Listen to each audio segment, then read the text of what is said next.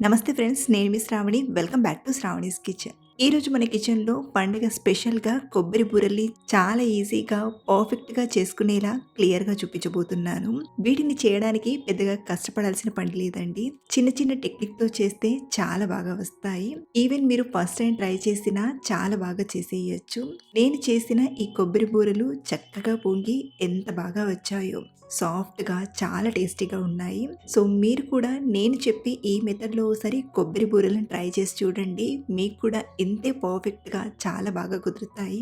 మరి లేట్ చేయకుండా ఈ పండుగ స్పెషల్గా ఈ కొబ్బరి బూరెల్ని ఎలా చేయాలో ఇప్పుడు చూపిస్తాను రండి. ఇక్కడ నేను కొబ్బరి బూరెలు చేయడానికి కేజీ బియ్యం తీసుకొని బాగా కడిగి 15-16 గంటల సేపు నానబెట్టాను. బియ్యం అనేది ఇలా మనకు చక్కగా నానాలన్నమాట. అలాగే నేను రేషన్ బియ్యం తీసుకున్నానండి. మీరు కావాలంటే నార్మల్ బియ్యంతో అయినా చేయొచ్చు. సో ఇలా నానబెట్టిన బియ్యాన్ని మళ్ళీ ఒకసారి బాగా కడిగి నీళ్ళన్నీ ఇలా స్ట్రెయినర్‌లోకి తీసుకొని వడగట్టి తీసుకోండి. ఇలా బియ్యం మొత్తం స్ట్రెయినర్‌లోకి తీసుకున్నాక ఒక 5-10 నిమిషాలు ఇలాగే వదిలేసామంటే బియ్యంలో ఉన్న వాటర్ అన్నీ కూడా అడిచిపోతాయి. ఇక్కడ నేను 10 నిమిషాల తర్వాత బియ్యంకి తడనేది బాగా ఉంటుంది కదా! కాబట్టి మళ్ళీ నేను కాటన్ క్లాత్‌లోకి తీసుకుంటున్నాను. మరి మనం ఎక్కువసేపు ఆరబెట్టాల్సిన అవసరం లేదు. ఇలా క్లాత్‌లోకి తీసుకొని ఒక 5 నిమిషాలు వదిలేయండి. బియ్యంకు కొంచెం తడనేది ఉంటుంది. బియ్యం మరీ తడిగా ఉన్నప్పుడే మనం పిండి చేయడానికి ట్రై చేస్తే చుట్టుకుపోయినట్టుగా ముద్దలు ముద్దలుగా అయిపోతుంది. కాబట్టి ఇలా క్లాత్‌లోకి తీసుకొని ఒక 5-6 నిమిషాలు ఇలాగే వదిలేసి ఆ తర్వాత మనం పిండి మిల్లులో గానీ లేదా ఇంట్లో అయినా పిండిని ప్రిపేర్ చేసుకోవచ్చు. మరి మనం ఎక్కువసేపు ఆరబెట్టాల్సిన అవసరం లేదు. ఇలా ఒక 5-6 నిమిషాలు ఆరబెట్టాక ఇప్పుడు వీటిని గ్రైండ్ చేసి తీసుకుందాం. ఇక్కడ నేను పిండి మిల్లులో కాకుండా ఇంట్లోనే గ్రైండ్ చేసి తీసుకుంటున్నాను. చూడండి, ఇలా బియ్యాన్ని మరీ ఎక్కువగా కాకుండా కొంచెం కొంచెంగా తీసుకొని మెత్తగా గ్రైండ్ చేయండి. ఇలా గ్రైండ్ చేసిన ఈ బియ్యం పిండిని మనం ఇప్పుడు జల్లించి తీసుకుందాం. ఇలా పిండి పడ్డంత ఒక పెద్ద గిన్నెని తీసుకొని ఇందులోకి ఇలా జల్లెడను పెట్టి కొద్ది కొద్దిగా పిండిని తీసుకొని జల్లించి తీసుకుందాం.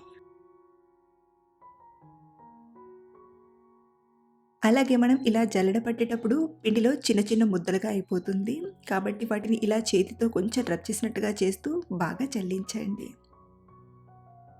ఇక్కడ నేను ఇంట్లో గ్రైండ్ చేసి చేస్తున్నాను కాబట్టి ఇలా జల్లించేటప్పుడు రవ్వ అనేది బాగా వస్తుంది. సో దీన్ని మళ్ళీ మిక్సీ గిన్నెలోకి తీసుకొని గ్రైండ్ చేసి తీసుకోవాలి. ఇలా గ్రైండ్ చేస్తూ జల్లెడ పడుతూ ఎక్స్ట్రాగా వచ్చిన రవ్వను మళ్ళీ గ్రైండ్ చేస్తూ జల్లెడ పట్టి తీసుకోవాలి. ఇదే ప్రాసెస్ని కంటిన్యూ చేస్తూ బియ్యం మొత్తం గ్రైండ్ చేసి ఇలా జల్లించి తీసుకోండి. అలాగే మనం ఇలా జల్లెడ పడుతున్నప్పుడు పిండి అనేది ఆరిపోకుండా ఇలా కొంచెం నొక్కినట్టుగా చేస్తూ మిగతా బియ్యం గ్రైండ్ చేస్తూ జల్లించండి. ఇలా మొత్తం జల్లించాక చూడండి, ఇక్కడ నేను కేజీ బియ్యం గ్రైండ్ చేసి జల్లెడ పట్టి తీసుకున్నాను. అలాగే మరొక మెయిన్ ఇంపార్టెంట్ ఏంటంటే మీరు బియ్యాన్ని పిండి మిల్లులో పట్టించినా ఇలా జల్లించి తీసుకోండి. దీనివలన మనకు పిండి అనేది మెత్తగా చాలా ఫైన్గా వస్తుంది. సో ఇలా జల్లించిన ఈ పిండిని తడి ఆరిపోకుండా ఉండడానికి మళ్ళీ ఇలా కొంచెం నొక్కినట్టుగా చేసి దీనిపైన తడి క్లాత్ని కానీ లేదా పైనుండి ఏదైనా మూత పెట్టైనా పక్కన పెట్టేయండి. సో పిండిని ప్రిపేర్ చేశాం కదా! ఇప్పుడు మనం చేసే కొబ్బరి బూరెల్లోకి ఇక్కడ నేను పచ్చి కొబ్బరిని తీసుకున్నాను. కానీ మనం చేసే ఈ కొబ్బరి బూరెల్లోకి నేను ఒక కొబ్బరి చిప్పను మాత్రమే వాడుతున్నాను. నేను తీసుకున్న కొబ్బరికాయ చాలా పెద్దగా ఉంది. ఇన్ కేస్ మీరు తీసుకున్న కొబ్బరికాయ చిన్నగా ఉంటే 2 చిప్పలైనా వాడుకోవచ్చు. అంటే ఫుల్ కొబ్బరికాయ అయినా వాడుకోవచ్చు. సో వీటిని ముందుగా కొబ్బరి షెల్ నుండి రిమూవ్ చేసేసి చిన్న చిన్న ముక్కలుగా కట్ చేసి తీసుకోండి. సో ఇలా కట్ చేసిన ఈ కొబ్బరి ముక్కల్ని మిక్సీ గిన్నెలోకి కొంచెం కొంచెంగా తీసుకుంటూ మెత్తగా గ్రైండ్ చేయండి. మీకు ఒకేసారి అన్నీ గ్రైండ్ చేయడం వీలైతే అన్నీ ఒకేసారి తీసుకొనైనా గ్రైండ్ చేయొచ్చు. లేదా ఇలా మిక్సీ గిన్నెలో సరిపడన్ని కొబ్బరి ముక్కల్ని తీసుకొని బాగా గ్రైండ్ చేయండి. చూడండి, ఇక్కడ నేనైతే మెత్తగా గ్రైండ్ చేసి తీసుకున్నాను. మీరు కావాలంటే కొంచెం బరకగా గ్రైండ్ చేసైనా తీసుకోవచ్చు. ఇప్పుడు మిగిలిన కొబ్బరి ముక్కల్ని మళ్ళీ మిక్సీ గిన్నెలోకి తీసుకొని గ్రైండ్ చేయండి. అలాగే నేను తీసుకున్న కొబ్బరి ముక్కల్ని కప్పు కొలతతో చెప్పాలంటే 2 కప్పుల వరకు కొబ్బరి ముక్కల్ని తీసుకున్నానండి. మీకు కొబ్బరి ఫ్లేవర్ కొంచెం ఎక్కువగా తెలియాలంటే కొంచెం ఎక్కువైనా తీసుకోవచ్చు.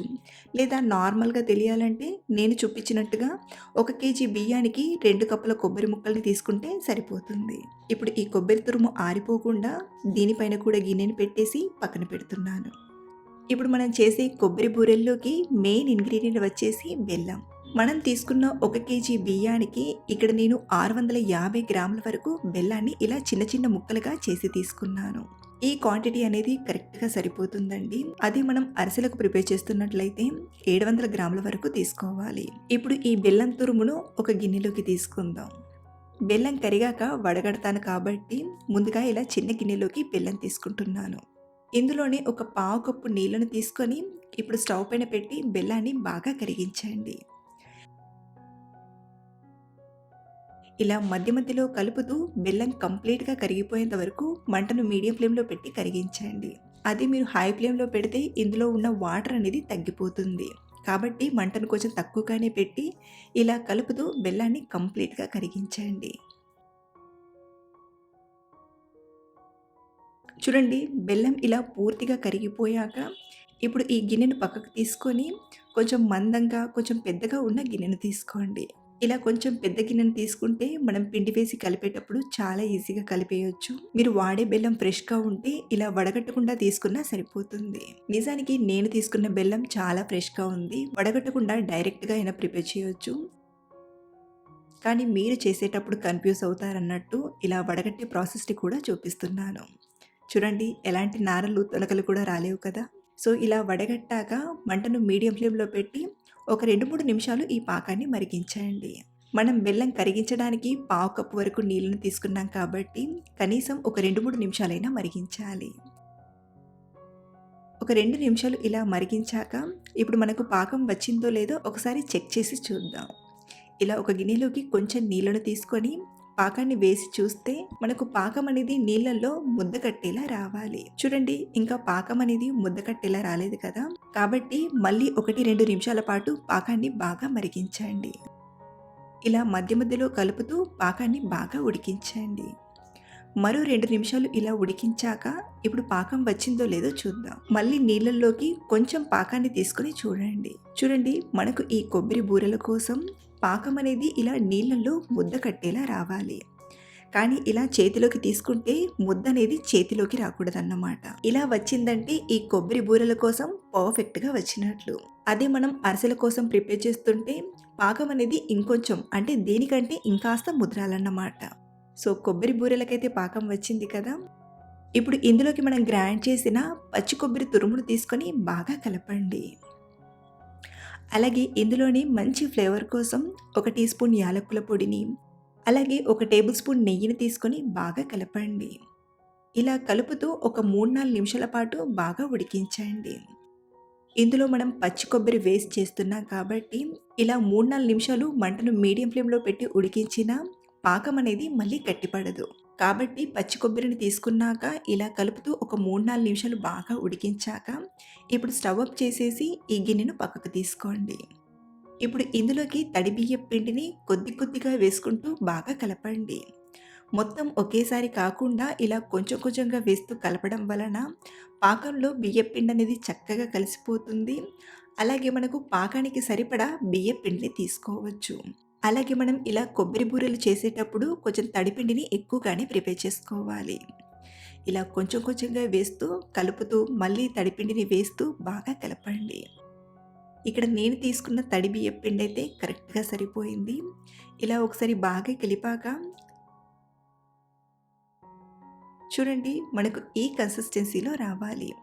వేడి మీద ఇది కొంచెం పలచగా అనిపిస్తుంది కానీ ఇది ఎలా అయితే చల్లారుతుందో అలా కాస్త గట్టిపడుతుంది. ఇప్పుడు ఈ గరిటెకున్న పిండిని కూడా ఇలా తీసుకున్నాక 1, 2 టీ స్పూన్ల నెయ్యిని పైపైన తీసుకోండి. సో, ఇలా ప్రిపేర్ చేసిన ఈ పిండి కొంచెం చల్లారేంత వరకు, అంటే మనం చేయడానికి వీలుగా వచ్చేంత వరకు మూత పెట్టి పక్కనుంచండి.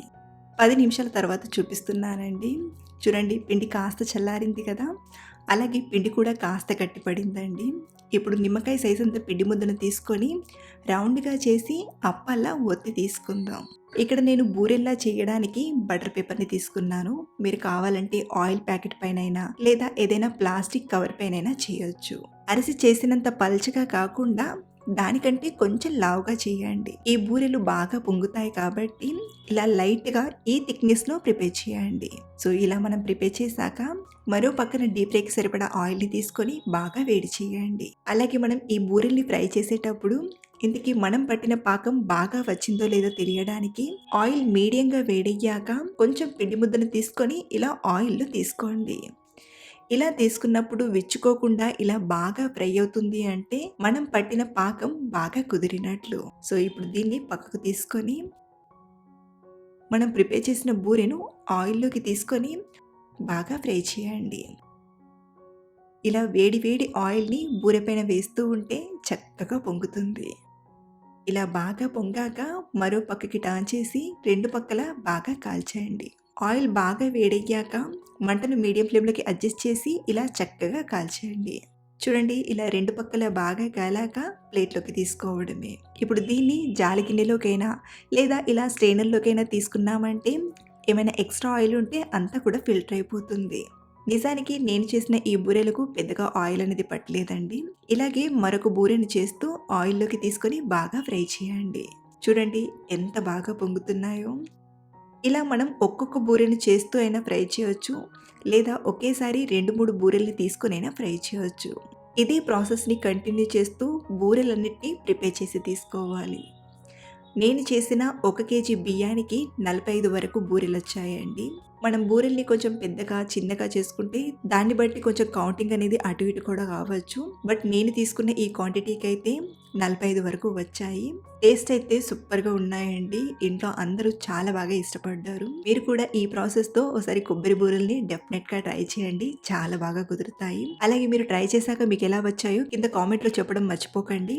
Thanks for watching.